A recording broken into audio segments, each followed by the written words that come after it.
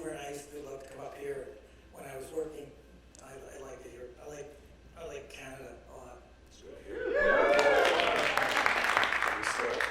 We're going to talk, of course, about your movie, which we just screened here moments ago. But as I've been doing with everyone, and I do over the years, I'd like to kind of take you in a little time machine, jump back and talk about your thoughts, where you began. I said to you earlier today, growing up in Hoboken, Sinatra's former hood, can you talk a bit about growing up in that area and what options were available for a young man? Petty larceny, athletics, entertainment. Sinatra was raised on 4th and Monroe, and I was born on 2nd and Monroe, and Jimmy Roselli lived on between just off of 5th and Monroe. So Monroe Street was all Italians.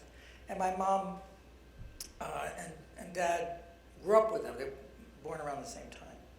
So it was a big deal that he's from there. It's still a big deal. You go to any restaurant in Hoboken and there's a picture of Sinatra with Jimmy Roselli and Sinatra songs on the record player.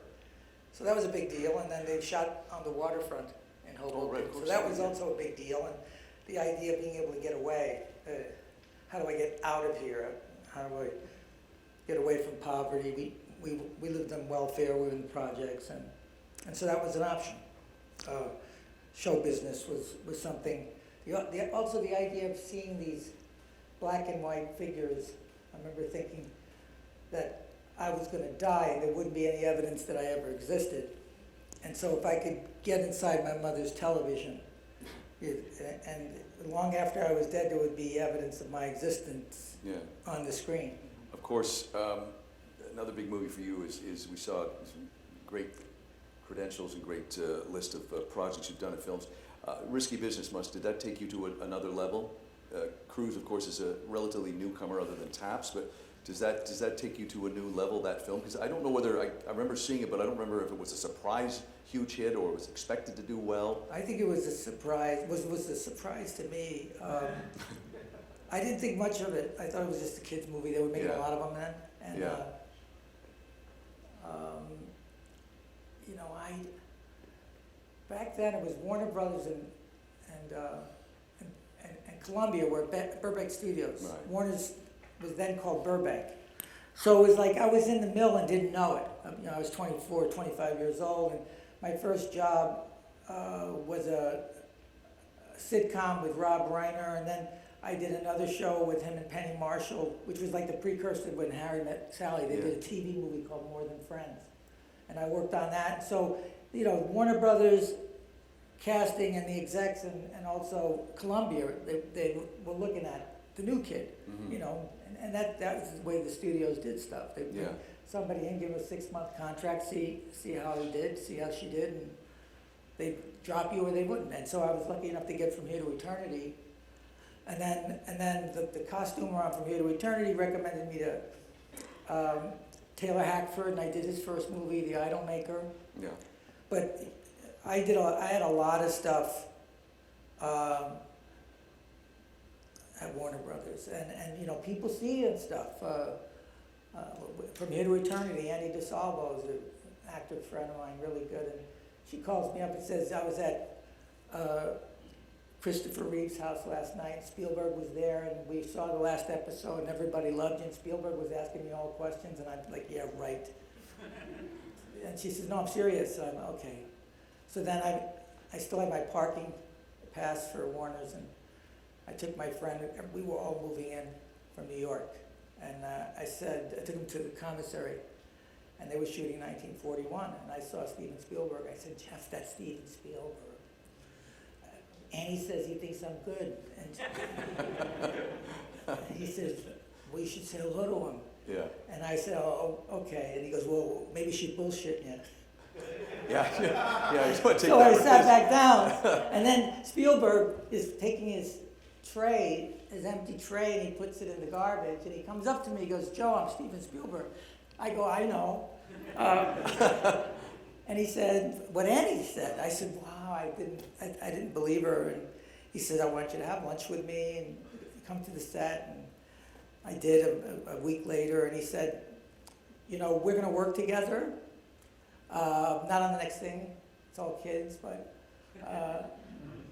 E.T. But 4 years later, I got a manager named Pat McQueenie, and she represented Harrison Ford, and they're seeing me for The Goonies. Right. And I said, I met Spielberg a long time ago, and he said he liked my work. And she goes, he doesn't forget anything. If he said it, he meant it. And so I get the job, and I go to Astoria, Oregon. And my room was right above the production office. And I saw Kathy Kennedy and Frank Marshall and Steven Spielberg, and they're getting out of the car. And so I pretend like I need to do something in the production office, because that's where they are. So, and Donner's with him. Dick Donner was the director. And so I go in there, he goes, Joey Pants, do you know Steven Spielberg? And I'm about to say hello to him. How do you do? And he goes, he took my hand, he goes, I kept my promise, didn't I? Yes. Can you talk about working with him? He's great. Yeah. That's the thing is these guys are so, the bigger the talent, the more into the work they're in. And he likes to improvise. And I remember one thing, self-effacing. Yeah. He said one thing, because he directed a lot of the second unit, a lot of the scenes, a lot of the Fratelli scenes actually. We were doing this little bit, and we're talking about what we could do. And he said, well, how's this for an idea? And he made a suggestion, and we all kind of looked at each other, and then he said, yeah, but then again, I'm the guy that directed 1941. Yeah. When I did Empire of the Sun, we were like 40 days into the schedule, and he's looking into the lens, and I just happened to be walking by, and he goes, shit. And I was like, what's up, Steven?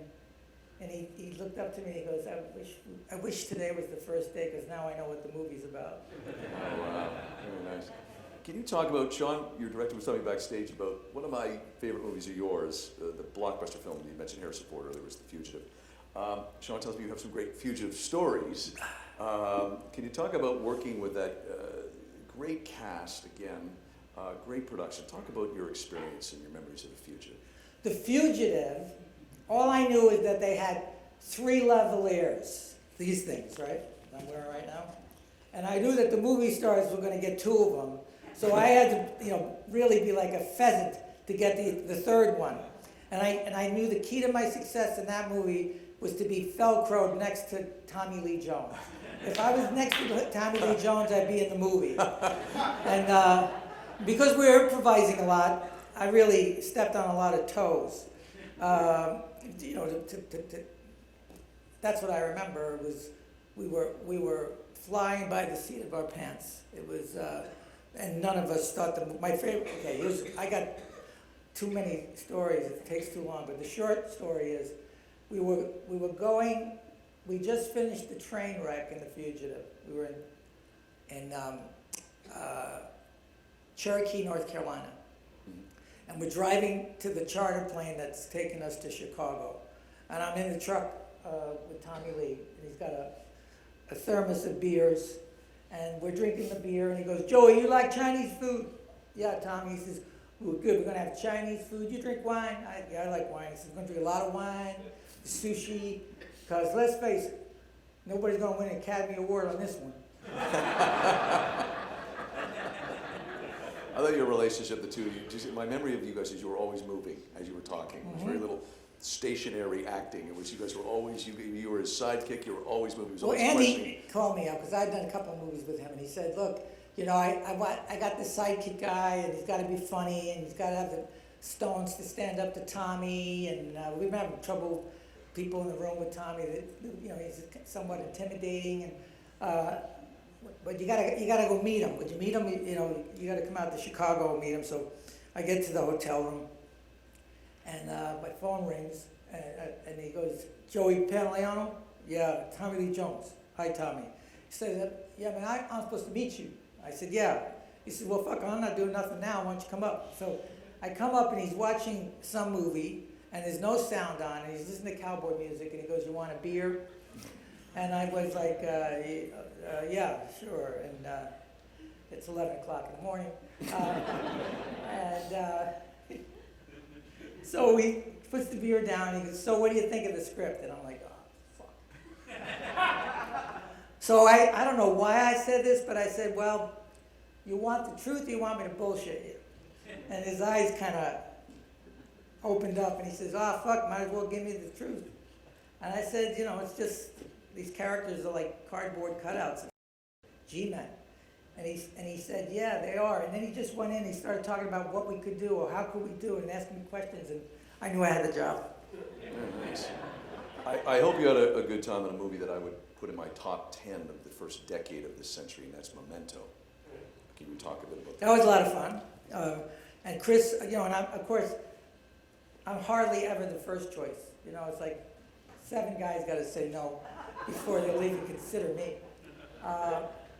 And so Chris and Emma and Guy, we had a brief rehearsal. It was a 24-day schedule, and I was on the last 1 week with Carrie Ann, and I was on the last 3 weeks. Mm-hmm. So, you know, 16 days, and we would rehearse the upcoming week. So every Saturday and Sunday, they would come to Guy and Chris and Emma would come to my house in Santa Monica, and we'd work in my garage, and we'd go through the entire script, and I'd Americanize it, and we'd improvise, and then Emma was always typing it, and so then we knew what the day was like, and with that script, I just had to constantly defer to Chris, like, am I lying here, am I telling the truth here? So as long as I knew what had just happened and what was gonna happen, but it was wonderful. It was a wonderful experience, and I've been incredibly lucky to work with first-time directors that ultimately were, you know, just amazingly gifted.